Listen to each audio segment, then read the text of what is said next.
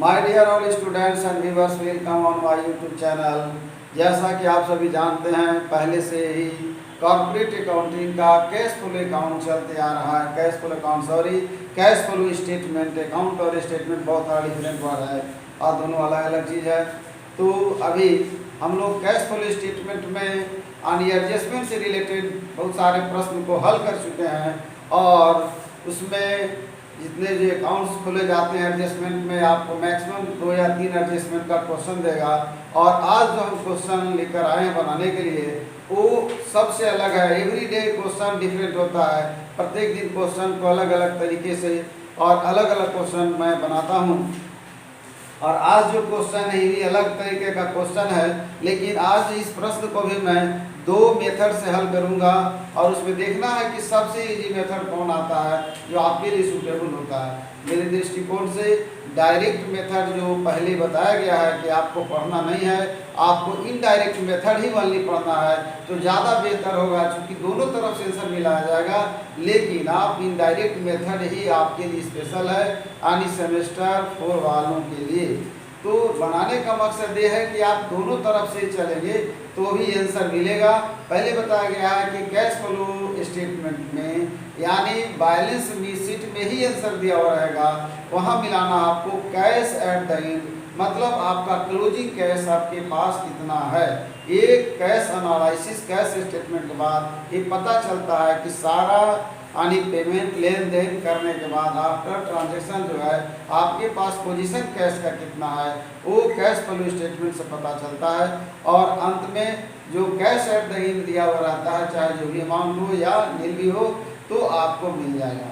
अगर यदि मिल जाता है तो आप समझे कि ये जो बनाए हैं हम वो सही है, नहीं मिलता तो जान जाइए कहीं न कहीं फंसा है। और ऐसा नहीं है कि फंस गया है तो आंसर मिल जाएगा, ऐसा कदापि कभी भी नहीं हो सकता है। और आज अभी मैं क्वेश्चन नंबर 16 बनाने जा रहा हूँ।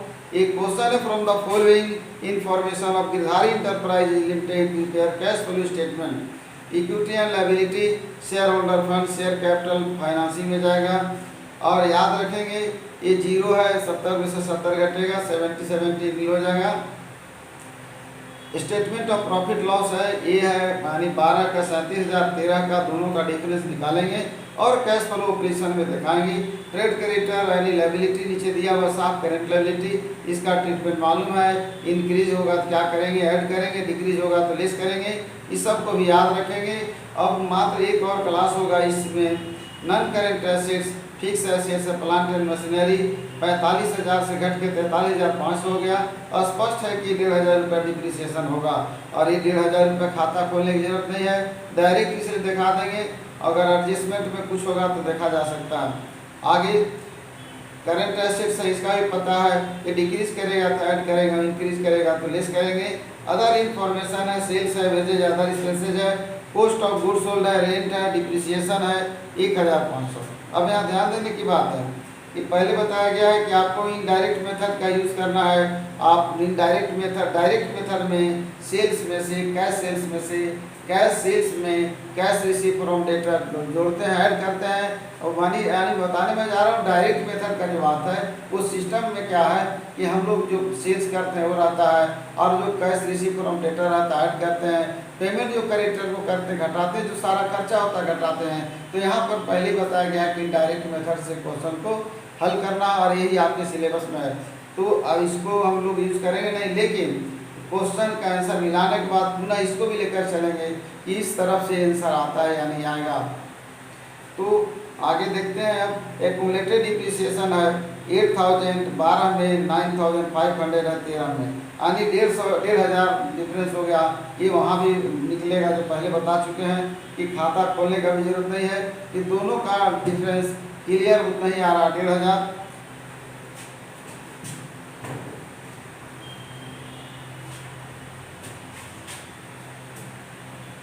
क्वेश्चन नंबर है 16, ये हो गया। पहले ये निकालते हैं हम लोग, कैलकुलेशन ऑफ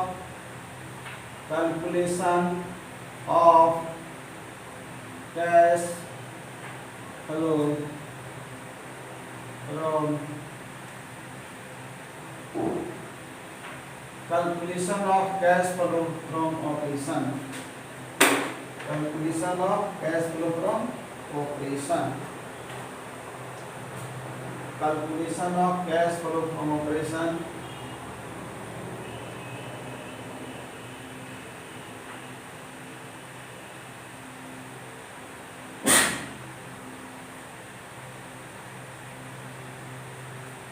याद रखेंगे ये अमाउंट रहेगा यहाँ पर रुपीज और पार्टिकुलर।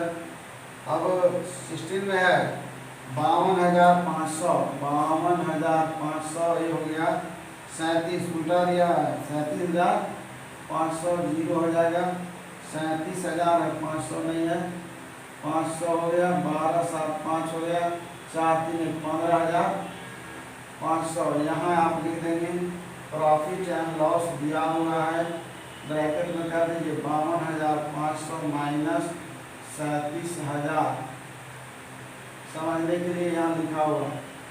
आगे बढ़ते हैं हम लोग ऐड करेंगे,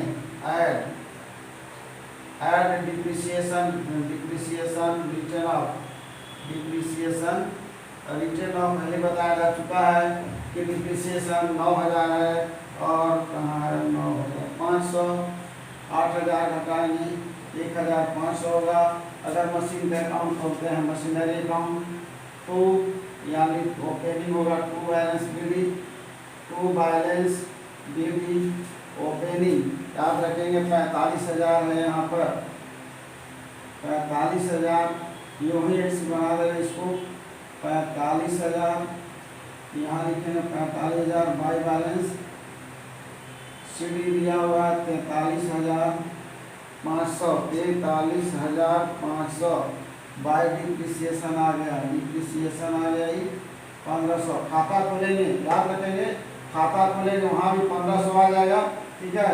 यानी दो जगह हुआ लेकिन कहीं इसको दिखाने की जरूरत नहीं है, ये जो है डायरेक्ट ले जा रहे हैं इसको, डिप्रिसिएशन रिटर्न ऑफ लिख भी दिए हैं, यही 1,500 है। प्रोविजन फॉर डिप्रिसिएशन का खाता अगर खोलते हैं ये भी बताया गया पहले, प्रोविजन फॉर डिप्रिसिएशन अकाउंट पहले बताया जा रहा है कि खाता खोलने की जरूरत नहीं है। यहाँ पर लिखेंगे opening by balance BD, opening by balance BD देख लीजिए 8,000 है सर, 8,000 और यहाँ पर होगा टू बैलेंस सीडी देख लेते हैं, क्लोजिंग होगा 9,000। Provision for depreciation and cumulative depreciation 12 में 8,000 और 9,500 एट द एंड ऑफ यानी कितना 2013, तो 9,500 यहाँ पर हो गया, 9,500 यहाँ हो गया, 1,500 बाई लिख सकते हैं, प्रॉफिट है लॉस अकाउंट में चला जाएगा जो कि यहाँ हम लाए हैं 1,500, एक ही हुआ इसलिए लिखने का जरूरत नहीं है। 5 5 10 के सुना 1 1 1 2 5 7 यानी 17,000 हो गया।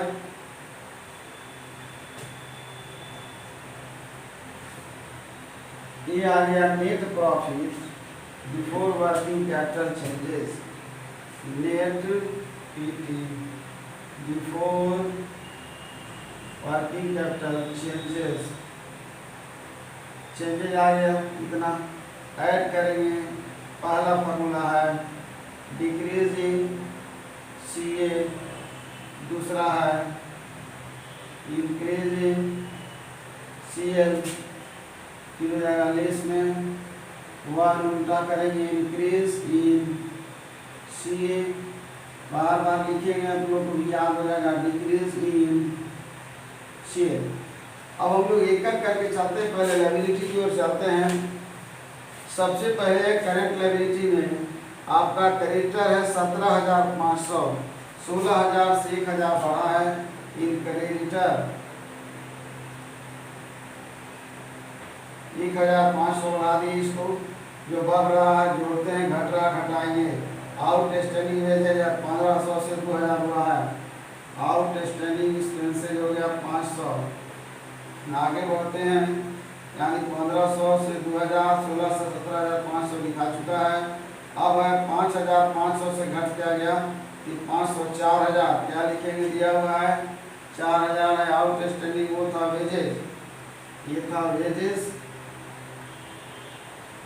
और इसको करेंगे आउटस्टैंडिंग एक्सपेंसेस, किया गया 4000। नीचे एसेट्स में चलते हैं, डेटर है 20,000 से घट के 21,500 से 20,000, डेटर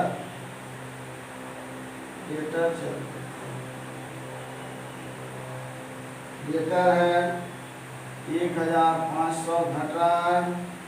उसके बाद पढ़ेंगे स्टॉक 24,000 और 5 29,000, 29,000 5,000 4,500, ये आ गया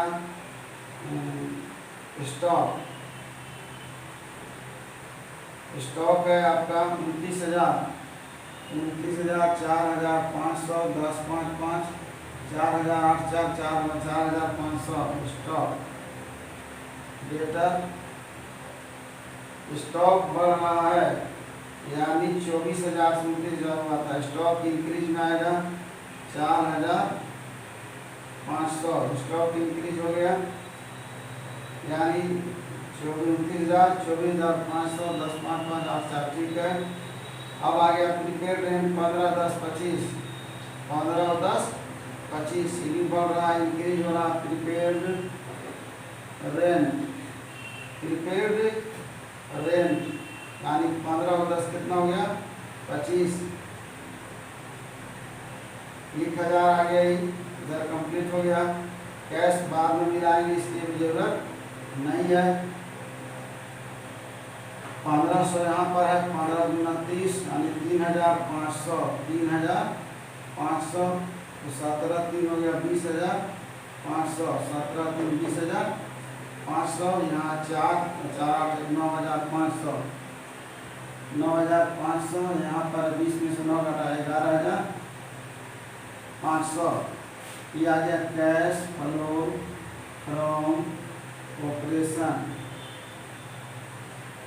मतलब करेंट एसेट्स और करेंट लायबिलिटी का यूज करने के बाद 11,000 आया है, और आपका आंसर दिया हुआ है, आपका आंसर भी दिया हुआ है यहाँ पर। ऑपरेटिंग 48,500, फाइनेंसिंग भी दिया हुआ 37,500, और net increase in cash 11,000, last में आया नेट इंक्रीज इन कैश। पहले ही बताया मैंने कि आंसर भी मिला लेंगे। अब यहाँ मिल गया है, इसका ये सब हटा देते हैं।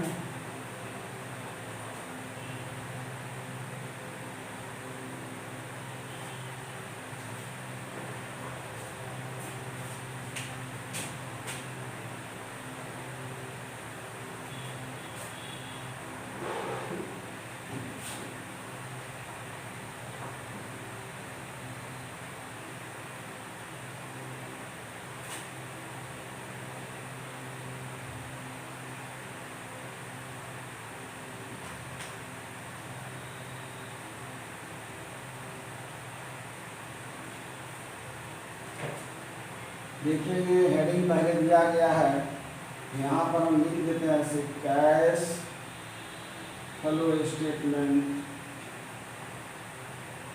ऑफ, नाम रहेगा फॉर द ईयर एंडिंग, वही रहेगा फॉर द ईयर एंडिंग 31 मार्च 2000, जो भी हो 13,000 बनेगा, 13 है या 19 उससे मतलब नहीं, जो डेट रहेगा देंगे। इसी में तीनों का बनाना है भी कुछ नहीं, फॉर्मेट खींचते हैं। नंबर 1 में हो गया cash flow from operating activity, operating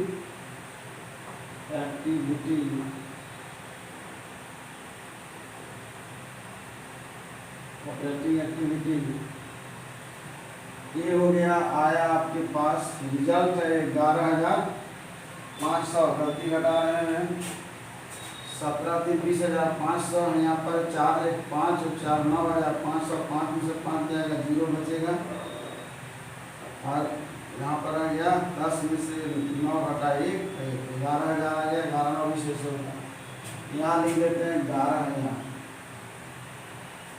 चलिए अब cash flow from investing activity, investing INVESTING investing होगा, एक्टिविटी से आया एक्टिविटी, यानी अब इसको निकालेंगे। देखते हैं मात्र एक तो है संपत्ति जो कि मशीनरी का खाता खोले थे,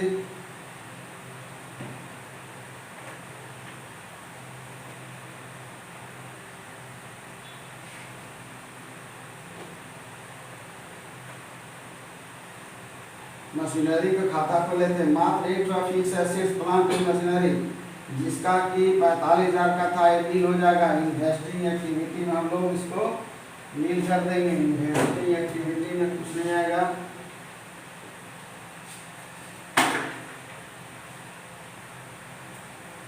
इन्वेस्टिंग एक्टिविटी यहाँ नील करते हैं, कुछ है ही नहीं। चलिए फाइनेंसिंग एक्टिविटी पहले बता चुके हैं कि फाइनेंसिंग एक्टिविटी में आनी ये हो गया था बी, ये हो गया सी। इसमें इशू ऑफ शेयर कैपिटल आता है, issue of share capital, issue of debenture आता है, रेजिंग लोन आता है।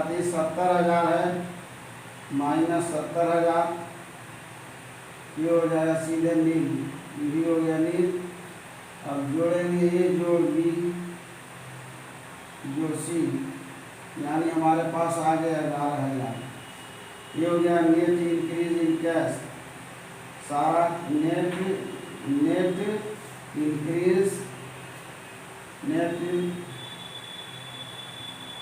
Increase in cash.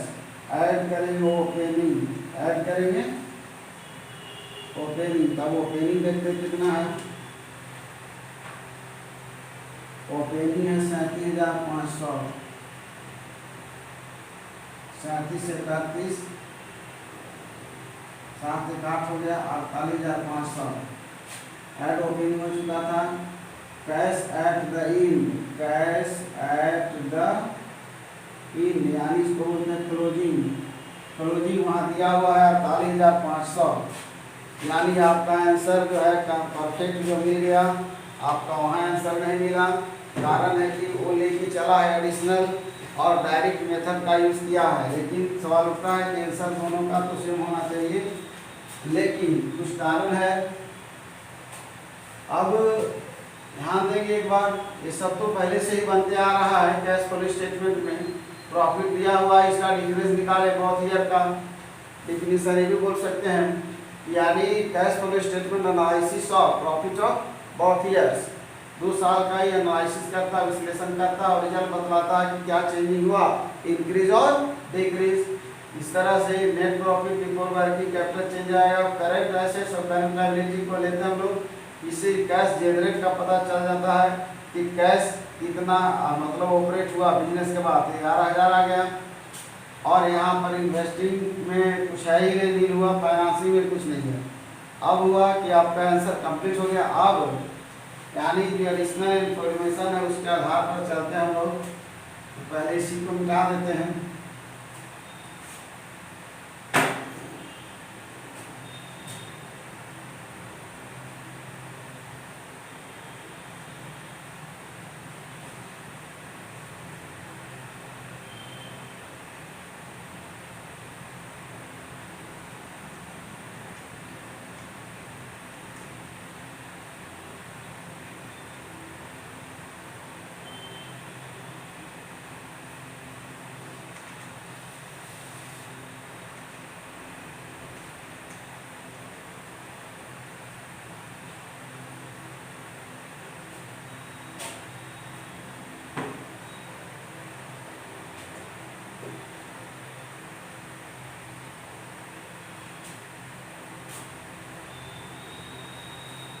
अब यहाँ देखेंगे ये स्टेटमेंट, इसको तो नहीं रहेगा, वो बाद में वहाँ खींचेंगे लाइन। मान लीजिए हम बना रहे statement of profit, statement of profit. Statement of profit में चलिए लेके चलते हैं सेल्स। सबसे पहले लेके चलेंगे हम लोग सेल्स। सेल्स दिया हुआ है 1 लाख, 50,000। इतना बेचने से नगद प्राप्त हुआ, इतना बेचने से उसको नगद प्राप्त हुआ। अब हम लेस करेंगे CGS, लेस करेंगे CGS का मतलब होता है कॉस्ट ऑफ गुड्स सोल्ड। ये है आपको 57,500, 57,000, 57,500, 57,500। 10 5 5 9 7 2 यहाँ हो गया, 9 7 2 आ गया, और यहाँ हो गया 14 में से 5 घटाए 9, 92,500। मतलब CGS के बाद हमारा एक ग्रॉस प्रॉफिट आता है, ग्रॉस प्रॉफिट। अब इसमें से लेस कर देंगे हम लोग सारा खर्चा को, जो भी खर्च दिया होगा, खर्च दिया हुआ है जोड़ देते हैं हम लोग। खर्च है, वेजेज है 11,500, यहाँ लिखते हैं 11,500। फिर है वेजेज के बाद अदर एक्सपेंसेस 23,000, अदर एक्सपेंसेज है 23,500, अदर एक्सपेंसेज है 23,500। ऊपर का 2 खर्चा हो गया। फिर है 3,000 जिसमें है रेंट और डिप्रिसिएशन 1,500, 3,000 रेंट है, रेंट हो गया 3,000, और डिप्रिसिएशन है 1,500। 5 5 10 और 5 15 के 5 हाथ में 1 5 10 5 बना दे, फिर 4 5 5 10 5 15 5 हाथ में 1 1 2 और 3 5 3 8 और 1 9 हो गया। यहाँ हो गया 1 और 2 3 ही होगा क्योंकि ये 1,500 है। 5 3 15 1 3 4 3 7 1 8 1 9 हो गया 39,500, 39,500। 3 0 हो जाएगा 12 में से, यहाँ 12 में से 9 घटाया 3, और यहाँ बच 8 3 5, 53,000 हमारा प्रॉफिट होगा।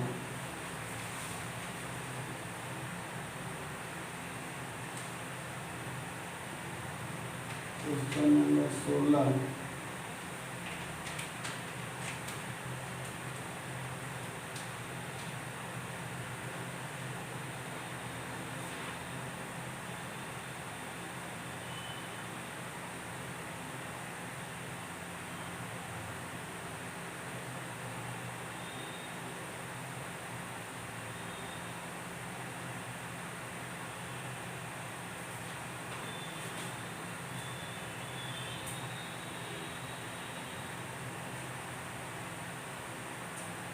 अब देखेंगे यहाँ पर जो है हिस्स भी दिया है 53,000 है, और पहले का जो प्रॉफिट है हमारा 15,500 है। ध्यान देंगे दोनों तरफ से देखा जाए तो यहाँ पर है हमारा प्रॉफिट आया है 53,000, एक आया 53,000 और दूसरा आया 15,500। तो 10 5 5 हो गया, 10 5 5 12 5 7 और 4 1 37,500 डिफरेंस है। ये है डिफरेंस। अब करना कहा है कि 37,500 डिफरेंस को, 37,500 डिफरेंस को हम लोग यह मान कर चलेंगे कि ये डिविडेंड के रूप में पेड कर रहा है। क्या मान करके चलेंगे कि डिविडेंड के रूप में पेड कर रहा है। तो पहले का सारा आंसर हो जाए, फिर अभी यहाँ पर आते हैं हम लोग, क्योंकि याद रखेंगे कि आपके पास लास्ट कैलकुलेशन यही आया था 11,000 आया है। तो हम पूरा डिटेल यहाँ जोड़ेंगे चाहे यहाँ जोड़ेंगे, हम ये दिखा दे रहे हैं आपको कि 37,500 है मान लीजिए यहाँ पर, और ये 11,000 है। यहाँ भी जोड़ेंगे हम तो 37,500 जोड़ेंगे। तो याद रखेंगे यहीं पर इसका कैलकुलेशन कर दे रहे हैं कि 37,500 यहाँ पर है, इसमें जोड़ते घटाते करने के बाद 11,000 आया है। इस 11,000 को ही मात्र जोड़ दे रहे हैं आपको। तो 37 अब 31 हो गया 500 और 3 1 4 48,500। कहने मतलब यहाँ जोड़ेंगे तो इस सब जोड़ने घटाने के बाद डिफरेंस जो हमारा है 48,000 आएगा। ठीक है, अब आंसर 48,500 दिया। मैंने पहले कहा कि आंसर 48,500 है। तो ये जो डिफरेंस है वो गैप जो है वो लिया और उसको यह मान करके चल रहा है, ये जो है डिविडेंड के रूप में दिया।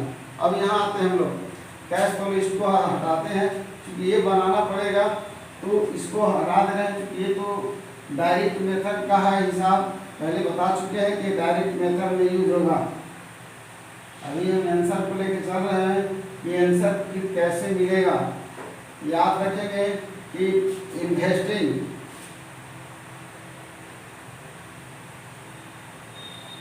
ऑपरेशन से, ऑपरेशन यानी से ऑपरेटिंग एक्टिविटी से, ऑपरेटिंग एक्टिविटी से हमको आया था 48,500 मान के चलिए। ये बी हो गया इन्वेस्टिंग नील का, सी जो था आपका फाइनेंसिंग एक्टिविटी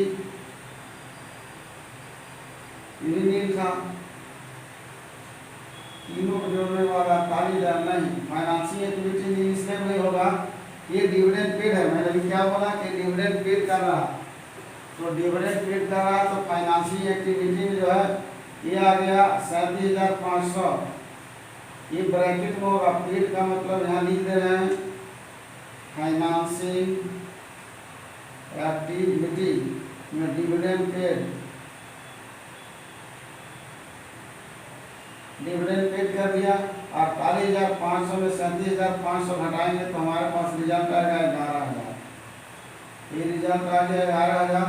अब कैश बिगिनिंग जोड़ेंगे, कैश जो है बिगिनिंग को जोड़ेंगे 37,000 था पूछता, कैश बिगिनिंग 37,500।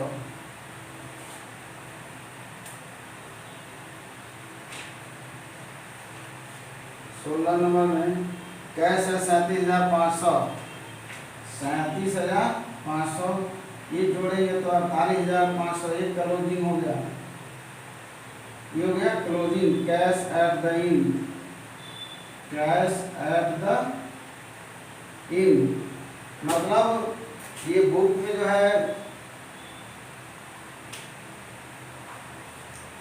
याद रखेंगे ये मेथड से जो क्वेश्चन हल किया गया, आंसर मिलाया गया है, यानी इस तरह से भी सीनियर सेक्शन में क्वेश्चन बनाया जाएगा। लेकिन सवाल ये उठता है कि मेथड दोनों से कभी भी आंसर डिफर नहीं करेगा।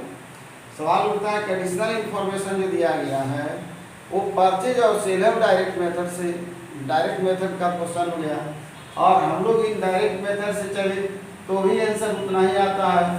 यानी हमको लास्ट में मिलाना है, जो ये तो ऑपरेशन है, क्लोजिंग कैश को मिलाना है। ये क्लोजिंग कैश को हमको लास्ट में मिलाना है। ये चाहे वो हम डायरेक्ट मेथड से लेके चले या इनडायरेक्ट से लेके चले, दोनों स्थिति में सेम आंसर आएगा। कहने का मतलब कि कोई फर्क नहीं पड़ता। लेकिन आप सभी सेमेस्टर 4 के जो छात्र हैं उन सभी के लिए ये जो है पहला मेथड जो पहले बनाया गया है वो बड़ा यूजफुल होगा। और इसके पीछे जो एडिशनल इंफॉर्मेशन है ध्यान दे देना है। कारण है कि पहले बताया गया कि डायरेक्ट मेथड में परचेज सेल का जरूरत पड़ता है, इनडायरेक्ट मेथड में हमको कैश फ्लो फ्रॉम ऑपरेशन बनाते समय परचेज सेल का जरूरत नहीं पड़ता है। यानी जब प्रॉफिट नहीं दिया हुआ रहता तो प्रॉफिट तो पहले से दिया हुआ है, इसलिए उसी प्रॉफिट को लेकर के चलेंगे। और नेक्स्ट देख लेते हैं आगे।